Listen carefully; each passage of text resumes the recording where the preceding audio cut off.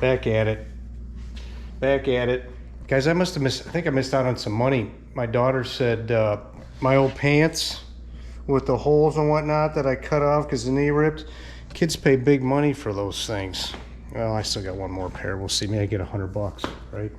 So anyway, whatever. So I had to change carbs again because this was stripped out right out of the box.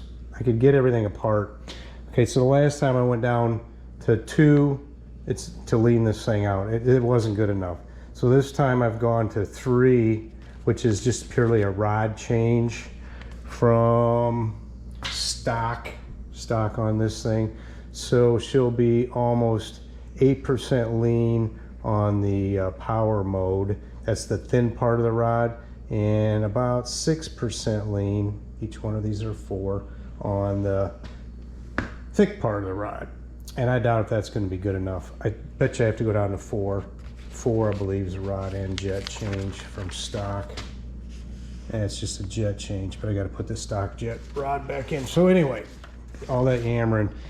Time to put her back and see what she wants to do. And incidentally, I did check the float level too while I had this thing apart. So anyway, here we go. Okay, she's timed, and see my ugly face.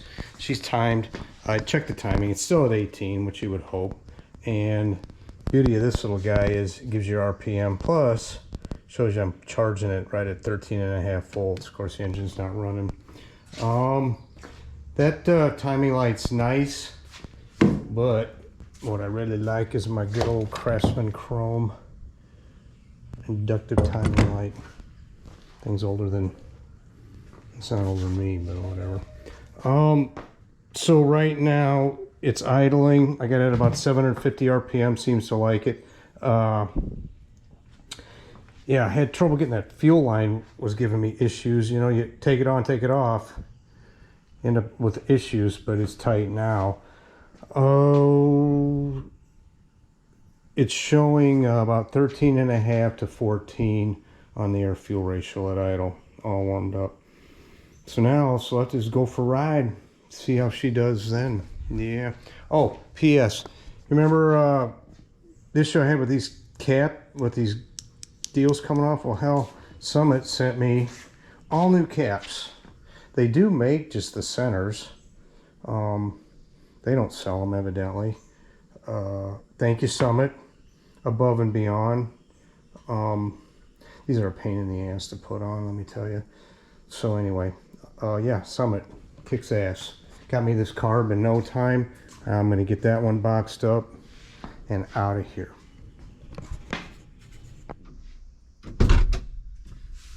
Okay, guys, got the car warmed up a little bit. We're gonna go for a little ride, see what stage 3 this thing does.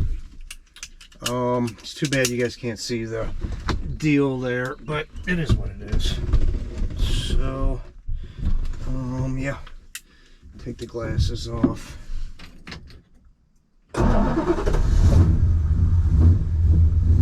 Yeah.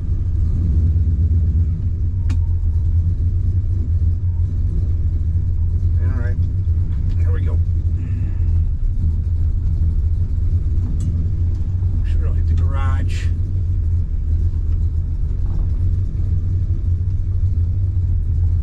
I'm screwing with the camera and all that fun stuff. Yeah, bad. That would be bad.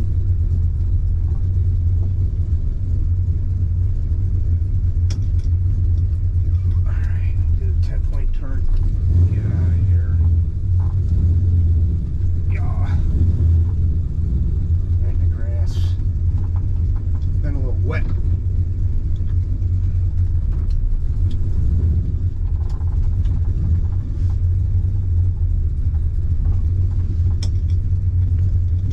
Alright, here we go.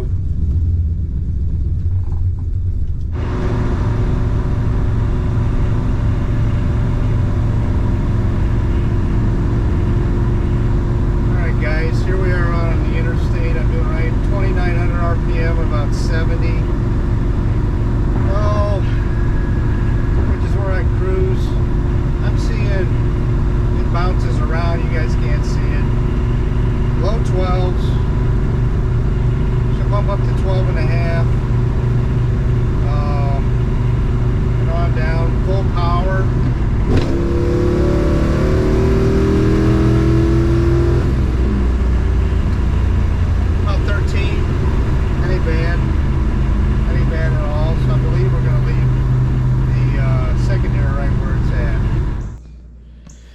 Okay, back in the house. I should have just gone to that stage in the first place. I kind of wondered, but you know, we're testing, right? We're testing. So, here's what I did. I had gone to 3, right? So that was in the cruise phase. It was about 6% lean from base in the cruise and about 7% leaner in the power phase. All right.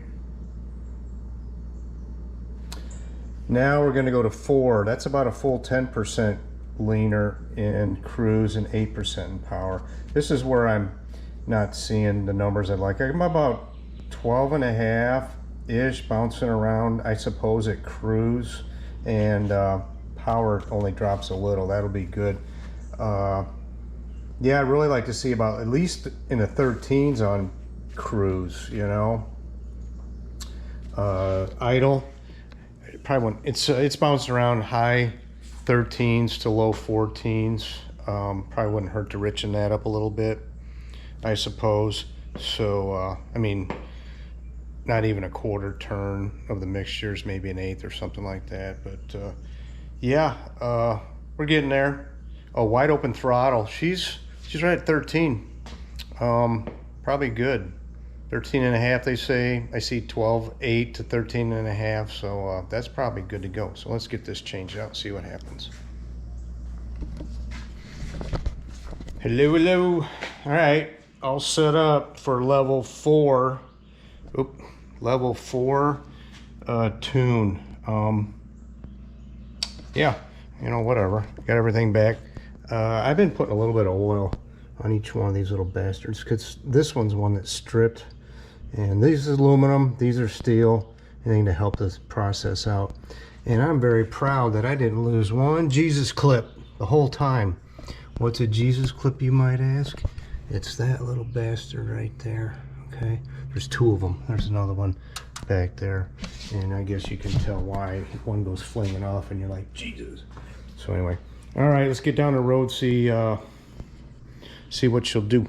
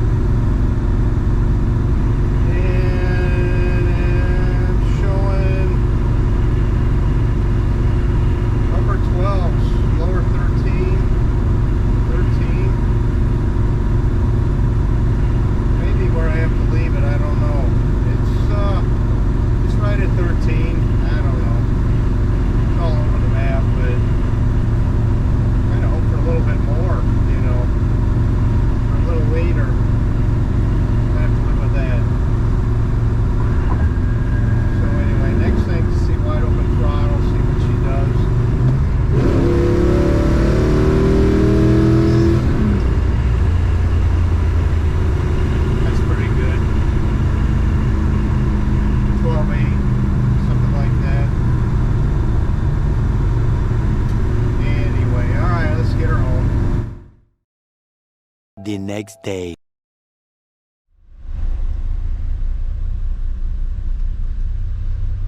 Okay guys, here's the big test. We're down at 4. We go to 4 on the tune. Okay, so I do this 50-mile lap, and with my 1407 Edelbrock I got 12.9 miles per gallon. Then I put on the new AVS2 and I got 12.7 miles a gallon. When I went on my long trip, I got 11.3. So I don't know why that didn't match. So anyway, so we know we were in the high 12s before. It's tuned. The car is way warm now. It's beautiful. and I saw, oh hell, bumping in the mid 13s to touching 14 on occasion with the at 70 miles an hour, 2,900 RPM. So let's head up the road. I'll pull back in, get some more gas, and see what our mileage was.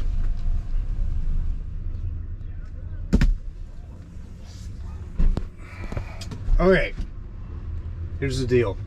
I said with my 1407 carb on this trip, the old Edelbrock, I got 12.9, 12.7 with the new AVS2, and I just did this trip and I got 12.7.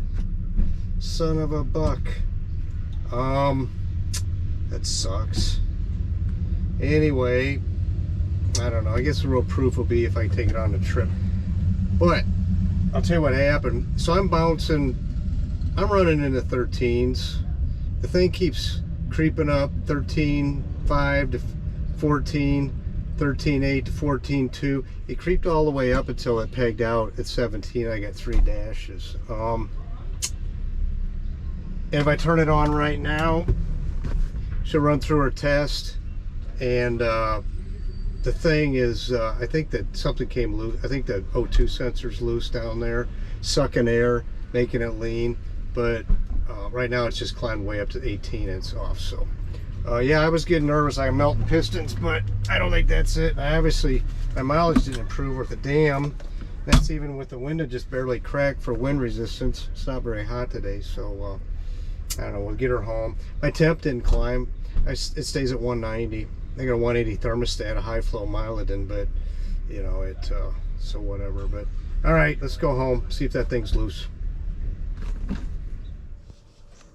Well, shoot.